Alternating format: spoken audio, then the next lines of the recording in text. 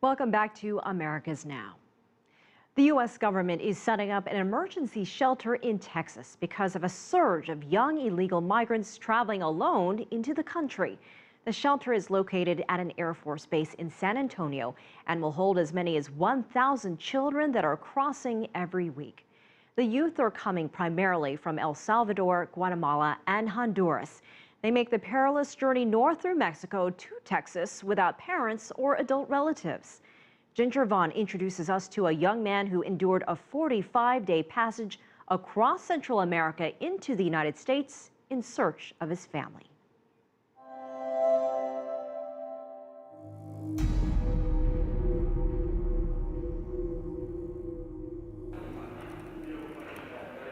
For Jose Luis Zelaya, a 26-year-old college student, grad school has been tough, but nothing compared with the journey that brought him to the U.S. 13 years ago.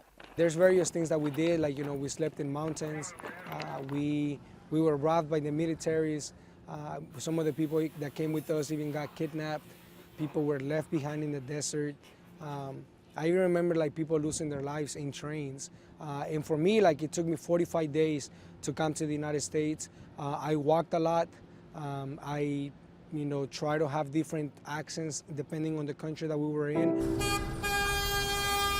Zelaya is from San Pedro Sula, Honduras, deemed until recently to be the most dangerous city in the world.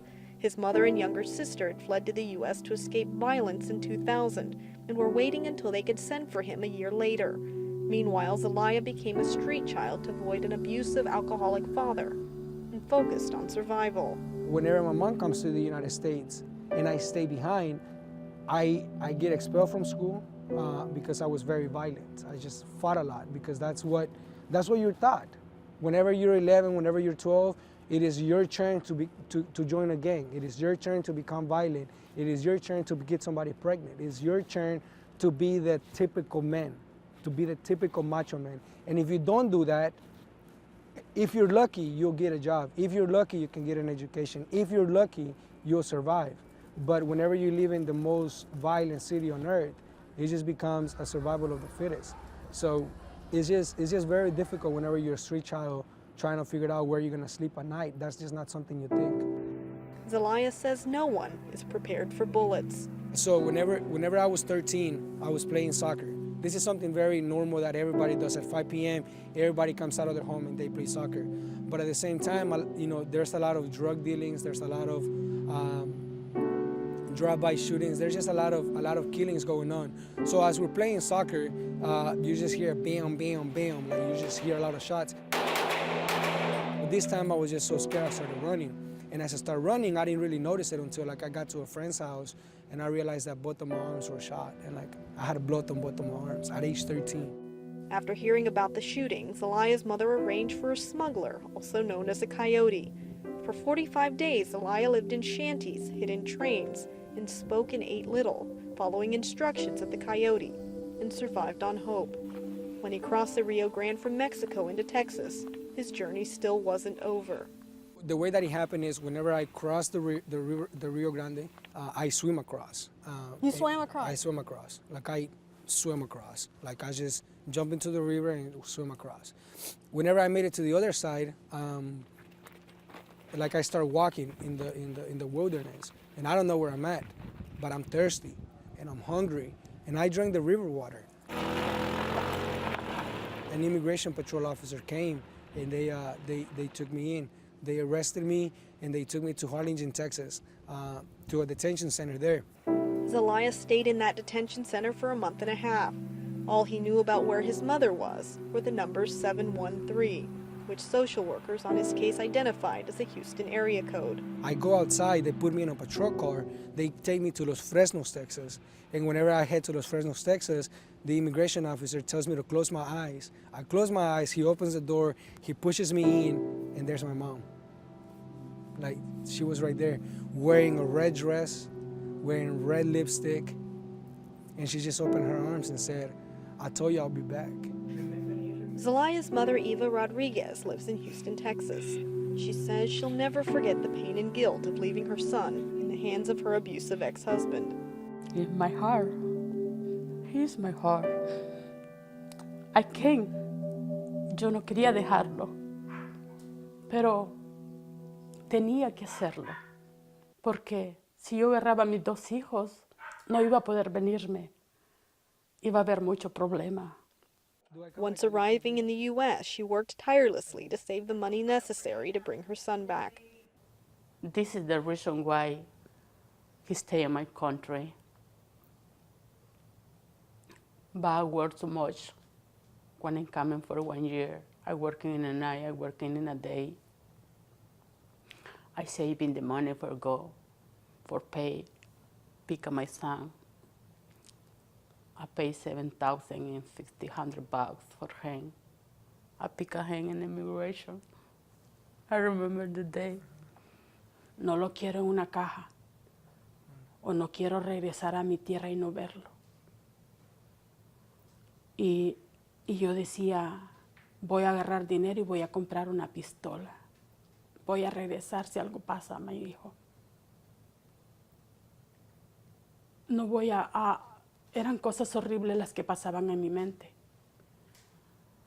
Caminaba por la calle y sentía los golpes en mi cara. Hasta hace poco se me están pasando, porque todavía a veces lo siento. Es horror. Pero solo la idea de que yo iba a estar con mi hijo, a mí me daba fuerzas.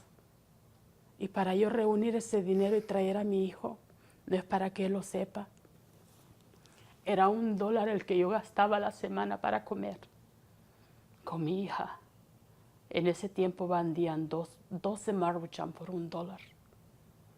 Y eran 12 Maruchan las que comíamos con mi niña. No para que lo sepas, sino porque el hijo para una madre no tiene precio. Y esa fue la forma en que mami me ayudó mucho. Mi mamá me ayudó a robárselo. Se robó a mi hijo para mandármelo. Porque él no quería, estaba pasando por situaciones bien difíciles. By the end of 2014, about 60,000 migrant children will have crossed the U.S. borders without parents, guardians, or papers. According to a new study, 90% come from Mexico, El Salvador, Guatemala, and Honduras. They can reunify these families. And Immigration expert Tony Payan says more migrant youth are coming to the U.S., and something needs to be done besides sending them to detention centers or deporting them. Very often these children are abandoned in the desert, particularly if the Border Patrol comes along and the coyote has to flee, then these children are abandoned. They have to be picked up. They often do not have identification documents. We don't know who they are. And they have to be placed in the foster care system. And then they, of course, have to be given an education, enrolled in a school, until they figure out who they are, where they were coming from, and where they're going. And very often they cannot. They get lost in the system. So it will end up costing a lot. But I think it's part of the consequence of an immigration system that's broken, and the inability of Congress to fix the system itself to allow families to reunify. Thousands of undocumented minors are smuggled to the U.S. every year through border states like Texas. And while their numbers are increasing, so are the risks they face along the way. Former ICE agent Hipólito Acosta has dealt with hundreds of illegal minors crossing U.S. borders and says they require special care in customized programs. These are children that in many cases they don't know why they're here. They're looking forward to where they're going, but really in some cases don't even know that they're crossing borders. They're entrusted to smugglers who they might not know, who might abuse them. You have to make sure, again, like I stated, that they're well cared for. Make sure that we identify who they are. Make sure that we entrust them to individuals that are actually family members if they are entrusted to them. And also try to determine if they have suffered any type of abuse along the way. What kind of care do they have? You know, we have counselors available that will deal with emotional issues. The journey is also very painful. It's not like it's, it doesn't get any better. Even whenever I came, we were robbed by the Mexican military. Some other people were kidnapped by the cartels. Some people were left behind in the desert. Little girls were raped. They were raped in front of our eyes. And what could we do? Younger kids, were just left behind. People got killed in the train. So it's just all this journey that happens, but then again, that idea of hope, that if I can just make it, their life will be different. And then, of course, you come over here and have to face a whole different world of being undocumented, of being rejected, of being called a criminal, of not speaking the language, of having to enroll in school. And so to be where I am now has definitely taken a lot of pain, a lot of suffering. But that hope that I came with is the hope that I now speak with. Zelaya still remembers the pain of his youth. However, he was determined to make the most of his opportunities in the U.S. by learning English in junior high, excelling in sports, and graduating with honors in high school. Now he is what they call a dreamer, under Obama's Deferred Action Bill that gives him temporary legal status to live in the U.S. Zelaya says he and his younger sister, Gabby, have always been close, but while she avoids reliving her childhood, he embraces it. She's now an undergrad also at Texas A&M. Her brother pays for most of her living expenses by crocheting hats and scarves and selling them, skills he learned as a child. Zelaya represents dreamers in conventions, serving as a president of his NPO for undocumented students and a motivational speaker across the U.S. We came together to help other dreamers, and that's the thing I definitely see about Jose. He's somebody who has really strived to succeed in whatever he can do, but then he also wants to make sure that he gives back. While his future is bright as a PhD student at Texas A&M, Zelaya says his mission is to be a teacher and continue sharing his stories to hopefully inspire others to make a difference. So it's now a duty to be able to share this story and to be able to share my mom's story, because at the end of the day, like, our stories do not represent criminality. Our story represents human values, values of freedom, of education, of caring, of wanting to inspire people. And that's all I want to do.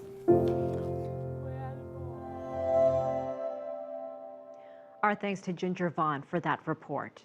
The flow of child migrants has been building since 2011. Last year, more than 21,000 minors were caught, and Border Patrol officials said they were expecting more than 60,000 this year.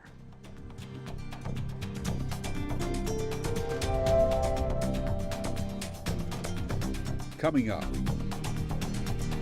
A woman on a quest to preserve the Amazon of her ancestors. Personally, I have worked humbly for my people, for defending my people's territory.